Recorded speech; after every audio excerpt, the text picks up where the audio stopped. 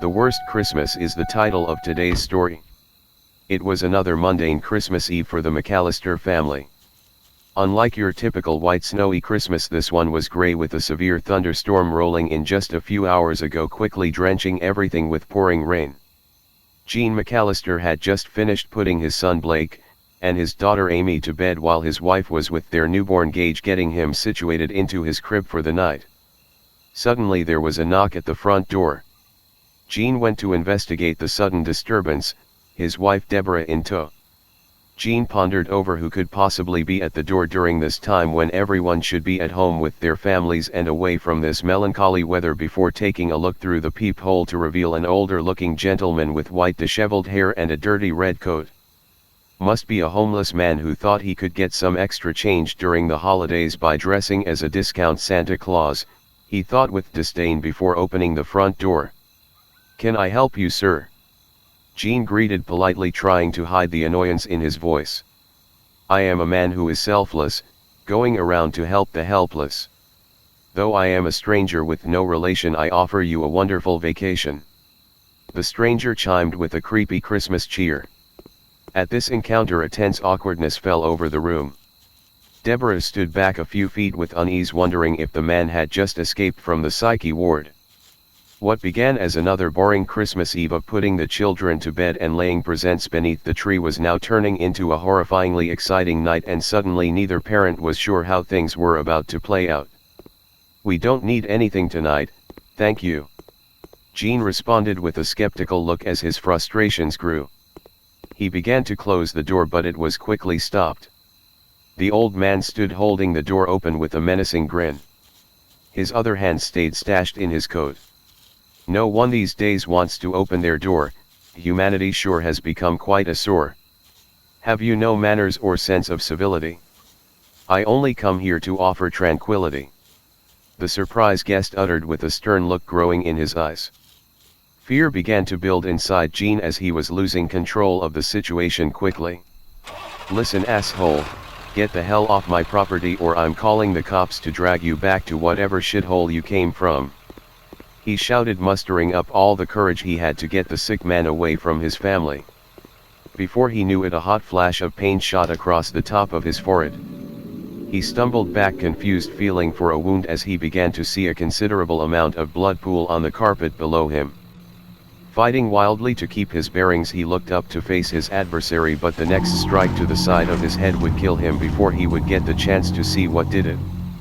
The murderer stood over Gene's lifeless body, clutching a bloody hatchet in his right hand before turning to a paralyzed Deborah. In a few quick steps he closed the gap between them before slamming the butt end of the handle against her temple. She slumped to the floor unconscious. A gash had appeared from where he had struck her. Deborah awoke in her living room with a near-blinding headache. It took only moments for the memories from earlier in the night to come flooding into her head. Looking around, she found that her two children Blake and Amy had been set in the living room with her bound to chairs from the dining room and gagged to keep from screaming. She tried desperately to get up and save her children, only to find she too had met the same fate as them. Upon further inspection of her surroundings, she could see that her husband had been nailed to the wall above the fireplace, his body situated to resemble a crucifix. Oddly enough, during this dramatic rush of emotions, she could swear that she smelled something cooking, almost like someone had left a pot roast or ham in the oven. From the corner of her eye, Deborah saw the twisted intruder come into view, and after closer inspection she could see that the shade and pattern of his red coat and pants suggested that they were not originally that color.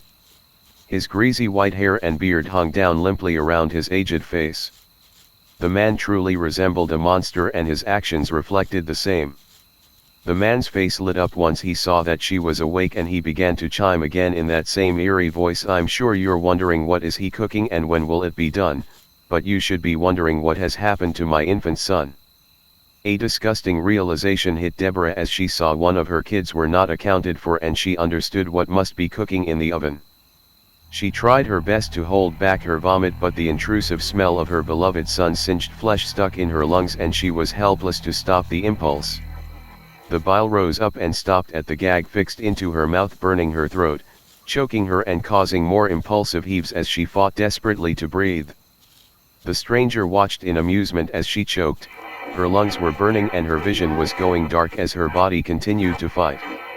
Her energy was beginning to fade and she was slipping out of consciousness once again before the gag was ripped from her mouth and she was able to clear the bile from her throat. She quickly regained focus, completely out of control of the situation. She knew the only chance she had to save her children was to beg. Maybe there was some shred of decency or moral in him, there had to be, right? How could something of the same species as her possibly be capable of such heinous, unthinkable acts? Please, take whatever you want, do whatever you want to me, just please don't hurt my children. Not my babies, please. She croaked between sobs.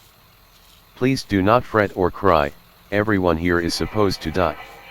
Life is a pain and society no longer merry, so I am here to relieve the burdens you all carry. The stranger sang just inches from her face. She could smell his horrible scent of blood and rot now. The children began to slow in their struggles for freedom and their sobs quieted down as they saw their mother's desperation and realized their fate. Of the two people that were there for them their entire lives and supposed to protect and provide, one was hung lifelessly on the wall and the other was slowly losing hope and was clearly unfit to get them out of this situation. The stranger stopped and seemed to marvel at his work, a crooked smile stretched across his face. Then in a sudden twitch he seemed to move back to work and began to hum Carol of the Bells. He walked out of view and began to grab miscellaneous objects from around the house, laying them out on the coffee table. While a once cheery tune became an ominous omen for the family. Deborah watched as he laid out a bat, a shovel, a knife, a carving fork, a bloody hammer, and a chainsaw. The stranger continued to look around the room pondering his surroundings before stopping at the fireplace and placing a poker into the fire. Deborah sobbed quietly as she watched, helpless to stop whatever was coming next. Hope was quickly waning from her as she realized she could not help the only people she was supposed to protect. The stranger slowly looked through the different objects before picking up the carving fork and forcing it into Amy's eye. Deborah watched in horror as blood ran down her precious daughter's face. The muffled screaming rang against Deborah's ears like church bells from a sacrilegious ceremony. Please, she screamed at the intruder, mustering up what little strength she had. Please just let my children go, they're just kids, they've done nothing wrong. Do whatever you want to me, just please let my children go. Her words quieted down as she watched the intruder look through his various torture devices. There was no point to her constant begging as she was helplessly watching her family being murdered before her. The intruder stopped at the chainsaw, starting it up with a dramatic roar, silencing the screams of one child as Amy's head was split in two. Blake, only a few feet away, made noises through the gag to suggest he was desperately pleading for his life. It was no use, however, as the intruder made his way to the white-hot fire poker, taking it out of the fireplace. He purposefully strode over to the boy, holding the poker so close to the boy's eye it began to burn. Blake shook and screamed, desperately fighting for his life. The intruder seemed to watch curiously as he fought before slowly piercing the white-hot poker through his eye until movement ceased in the young boy. Deborah's mind had now disconnected from the gruesome scene, breaking completely as she accepted her fate. The intruder picked up the knife from the coffee table and held it to her throat. Against all human instinct, she simply sat there catatonic as quiet tears ran down her face. Her only reason for living had quickly been taken from her in a series of unthinkable actions, and she no longer saw any point in fighting as she felt the cold steel press against her. The knife was then moved from her throat and she felt the pressure around her wrists and ankles relieve itself as the knots were cut. A clang sounded through the house as the knife dropped to the floor. Christmas should never be spent alone, and I gifted your family a chance to atone. I must hurry on now, but before I've departed, I would like you to finish what I have started. The intruder chimed, staring at Deborah in anticipation. She had gone cold now, all emotion being replaced with a hopeless pit in her gut as she stared at the knife. Some part of her wanted to pick up the knife and plunge it into the gut of the monster that killed her children, but it was a faraway voice. After all, killing this man would do nothing to bring them back, and all she really wanted was a chance to see her kids again. She would give anything for a late night of changing Gage's diapers or an early morning fussing over Blake and Amy's appearance before school.